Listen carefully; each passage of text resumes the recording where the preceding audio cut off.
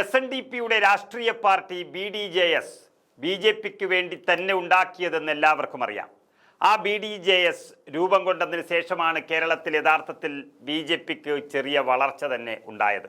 5-6% വോട്ടുണ്ടായ ഇടത്ത് നിന്ന് 10-15% BJP എത്തിയതിന് പിന്നിൽ കേരളത്തിൽ BDJSന്റെ സ്വാധീനം നന്നായി ഉണ്ടായിട്ടുണ്ട്. എന്നാൽ വർദ്ധിച്ചു വന്ന എല്ലാ വോട്ടുകളും BDJSൻ്റെതല്ലെങ്കിലും അതൊരു ചാലക ശക്തിയായി എന്നതിൽ തർക്കമില്ല. കുറച്ചു കാലമായി BDJS മാറ്റി ചിന്തിക്കുകയാണ്. BJP നേതാക്കളെല്ലാം പല മണ്ഡലങ്ങളിലും മുന്നേറുമ്പോഴും ഒരൊറ്റ BDJS നേതാവിനെ പോലും, അതായത് തുഷാർ വെള്ളാപ്പള്ളിയെപ്പോലും നല്ലൊരു സീറ്റ് നൽകി ഉയർത്തിക്കൊണ്ടുവരാൻ BJP ശ്രമിച്ചതേയില്ല. അവർ വഞ്ചിച്ചുകൊണ്ടേയിരിക്കുകയാണ്. അതുകൊണ്ട് തന്നെ ഇടത് വലത് മുന്നണികളെ ആശ്രയിക്കേണ്ടി വരുമെന്നുള്ളത് അവർ ഉറപ്പിക്കുമ്പോഴാണ് ഇപ്പോൾ കാണുന്ന പൊട്ടിത്തെറിയിലേക്ക് BJP മുന്നണി എത്തിച്ചേർന്നിരിക്കുന്നത്. അതിൻ്റെ സൂചനയാണ് തിരുവനന്തപുരം നഗരസഭയിൽ നിന്ന് തുടങ്ങിയത്.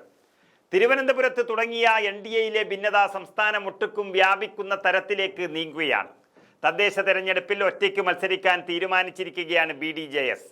അതിൻ്റെ ഭാഗമായി 20 സീറ്റിൽ സ്ഥാനാർത്ഥികളെ നിർത്തുമെന്നാണ് BDJS പ്രഖ്യാപിച്ചിരിക്കുന്നത്.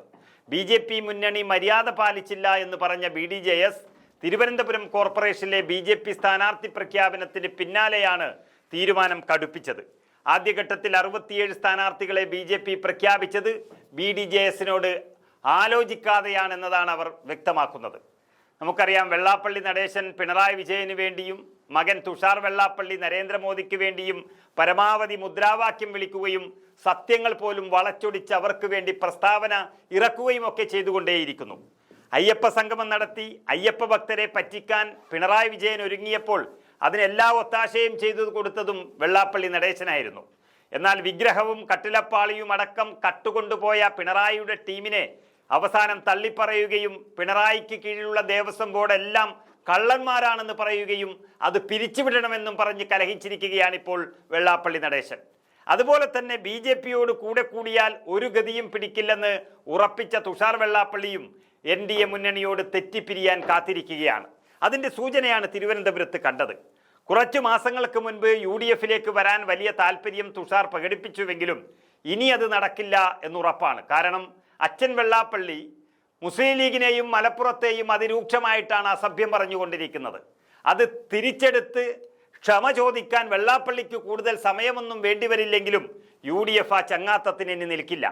കേരളത്തിലെ 27% വരുന്ന മുസ്ലിം സമുദായത്തെ ഒന്നടങ്കം പിണറായിക്കും CPMനും എതിരാക്കി നൽകിയ വെള്ളാപ്പള്ളിയോട് സന്ധി ചെയ്യാൻ ഇനി കോൺഗ്രസിനും UDFനും ആകില്ല എന്നുറപ്പാണ്. BJPയിൽ നിന്നും പിരിയുന്ന സാഹചര്യം ഉണ്ടായാൽ BDJSനെ ഒരുപക്ഷെ LDFിൽ എടുക്കുന്നതോടുകൂടി മുസ്ലിം വിഭാഗത്തിൻ്റെ പൂർണ്ണ പിന്തുണ UDFന് ലഭിക്കുകയും ചെയ്യും. അതുകൊണ്ട് LDF അതിന് തയ്യാറാകുമോ എന്നത് കണ്ടറിയണം. ഏതായാലും NDA വിട്ടാലും ഇല്ലെങ്കിലും വെള്ളാപ്പള്ളിയുടെ പാർട്ടി ഗതി പിടിക്കില്ല എന്നുറപ്പായി കഴിഞ്ഞു. KK മഹേശന്റെ ആത്മഹത്യ അടക്കം വെള്ളാപ്പള്ളിയെ കുടുക്കാൻ സാധ്യതയുള്ള കേസൊക്കെ നടന്നുകൊണ്ടിരിക്കുമ്പോഴാണ് പിണറായി വിജയനോട് കൂടെ കൂടാൻ വെള്ളാപ്പള്ളിയെ പ്രേരിപ്പിച്ചത്.